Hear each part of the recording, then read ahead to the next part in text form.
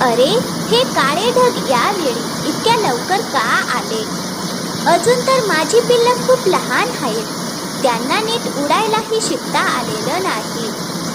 मीना चिमणी घाबरलेल्या नजरेने आकाशाकडे पाहत म्हणाली.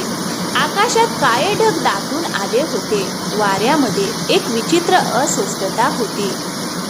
आई, वर आकाशात काय चाललंय आणि हा भयानक कडकडाट आवाज कशाचा आहे? बाळा, ते ढग आहेत आणि बहुतेक खूप जोरदार पाऊस येणार आहे. पावसात आपल्याला काही होणार नाही ना आई? मला खूप भीती वाटते आहे. अरे बाळांनो, घाबरू नका. आई आहे ना, सगळं सांभाळेल. पण तुम्ही दोघं हलू नका, शांत बसून राहा. मीना चिमणीने तसं सांगितलं खरं, पण आतून तिचा आत्मविश्वास ढासळला होता. मीना मनातच घाबरली होती. कुठे एखादा वाऱ्याचा जोरदार झोत आला आणि सगळं उद्ध्वस्त झालं तर? पण ती हे भीतीचं रूप आपल्या पिल्लांना दाखवू शकत होती का?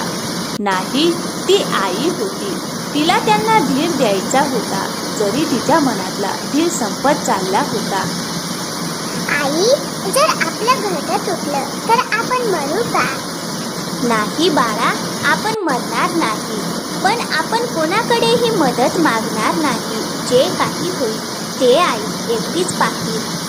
का आई, तू कोणाची मदत का घेत नाहीस? तेव्हा मीनाच्या डोळ्यासमोर भूतकाळ उभा राहिला. अरे बाळांनो, कारण सगळेच लोक चांगले नसतात आणि गरज असताना काही लोक जखमा देतात. तिला ती पावसाची रात्र आठवली, जेव्हा तिच्याकडे खायला काही नव्हतं आणि ती मजबुरीने राघू कावळ्याकडे गेली होती.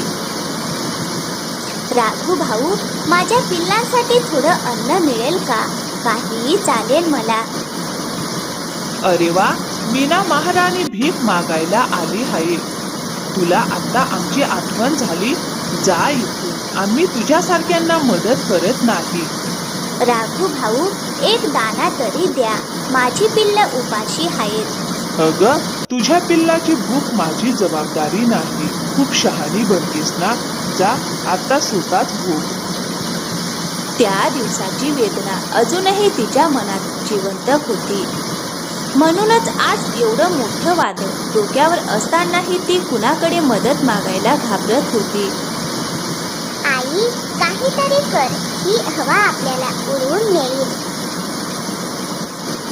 थांबा रे मुलांनो, आई आहे ना, सगळं ठीक होईल. पण तेवढ्यात एक जोरदार वाऱ्याचा झोत आला आणि घरटं जोरात हललं. आई, जर घरटंच पडलं तर? अरे माझ्या मुलांनो, घाबरू नका, काही होणार नाही.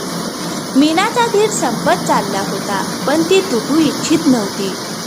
बाहेर वादळ अधिकच भयंकर झालं होतं. वीज कडाडत होती, ढग गरजत होते आणि वारा प्रचंड वेगाने सुटला होता. आई, काहीतरी कर ना. मला खूप भीती वाटते आहे. बाळांनो, मी काहीतरी करेन, मी आहे ना. मीना मनातच स्वतःला धीर देत होती, पण तिच्या स्वतःच्या शब्दावरच तिचा आता विश्वास उरला नव्हता. इतक्यात एक प्रचंड वाऱ्याचा झोत आला आणि संपूर्ण घरटं उडून दुसऱ्या खांदीवर आपटलं. आता काय करणार आई? आता आपण काय करायचं? हा पाऊस आणि हे वादळ तर अजूनच वाढत चाललं आहे. काहीतरी बोल ना आई, गप्प का आहे? आपण कुठे जाणार? आपण मरू का आई? मीनाने डोळे मिटले. तिच्या मनातलं वादळ बाहेरच्या वादळापेक्षाही अधिक भयंकर होतं. अरे देवा, मी पुन्हा अपयशी ठरले. नाही नाही, मी हार मानणार नाही. पण तेवढ्यात तिच्या डोळ्यासमोर राघू कावळ्याचा तो उपहासपूर्ण चेहरा आला. तुझ्या पिल्लाची भूक माझी जबाबदारी नाही. जा आता स्वतःच भोग. नाही, मी पुन्हा तो अपमान सहन करू शकत नाही. पण आज प्रश्न माझ्या स्वाभिमानाचा नाही, माझ्या पिल्लांच्या जीवाचा आहे. इतक्यात तिच्या मनात एक विचार चमकला. मोंटी पोपट, कदाचित तो माझी मदत करेल. ती घाबरलेली होती, पण ती हार मानायला तयार नव्हती. चल मीना, भीतीवर मात कर. मीना उडाली. वाऱ्याने तिला मागे ढकललं, पण ती थांबली नाही. ती मोंटीच्या झाडाकडे पोहोचली. अरे मोंटी, ऐक ना. अगं मीना, या वादळात तू कशी आलीस? अरे मोंटी, मी तुटून गेली आहे. माझं घरटं उद्ध्वस्त झालं आहे. माझी पिल्लं खूप घाबरली आहेत. अगं, इतका उशीर का केलास? चल लवकर. अरे, मी घाबरले होते. तूही हसशील असं वाटलं. अगं, सगळेच राघू सारखे नसतात ना मीना. दोघे परत आले, पण घरटं गायब होतं. राजू, गीता, तुम्ही कुठे आहात?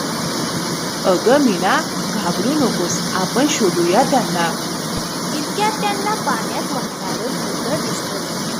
अरे मोंटी, ते बघ माझं घरटं. ती उडाली. अगं, थांब मीना. अरे मोंटी, मी नाही थांबणार. आई कधी हार मानत नाही. अगं, तू थांब, मी जातो. मोंटीने पाहिलं घरटं आहे, पण पिल्लं नाही. दोघं खूप शोधू लागले त्यांना. राजू, गीता, कुठे आहेत तुम्ही? ते शोधत शोधत राघूच्या घराजवळ गेले आणि त्यांना आवाज आला. आम्हाला सोडा, सोडा आम्हाला. मोंटी, हा आवाज तर माझ्या पिल्लांचा आहे.